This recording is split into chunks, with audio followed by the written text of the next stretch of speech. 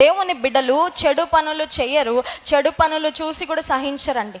మనం నిజంగా దేవుని వెంబడించే వారమైతే, దేవుని ప్రేమించే వారమైతే నువ్వు వ్యర్థమైన మాటలు మాట్లాడవు. ఒకవేళ వ్యర్థమైన మాటలు మాట్లాడే వారిని కూడా నువ్వు నిలువరిస్తావు. That's not the right thing to సే.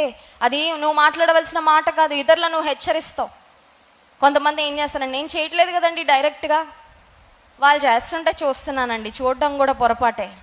వారు చేస్తున్నది తప్పు అని నువ్వు చెప్పకపోయినా కూడా నీది పొరపాటే. కష్టపడి చేసే పనులన్నీ దేవునికి ఇష్టమైన పనులు కాదు. ఇంకొంతమంది ఏమనుకుంటారో తెలుసా, ఒక రాంగ్ థింకింగ్లో ఉంటారు. అదేంటంటే, నేను ఈ పని చేస్తున్నా, దేవుడు నన్ను ఆపట్లేదు కదా, కాబట్టి నేను ఇదే చేసుకుంటా పోతాను, నన్ను ఇంకెవరు ఆపలేరు.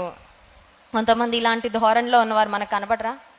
నన్ను ఆపాడా దేవుడు, నన్ను ఆపలేదు కదా దేవుడు, మీరు కూడా ఆపకండి అంటాడు తల్లిదండ్రులతో యవనస్తుడు.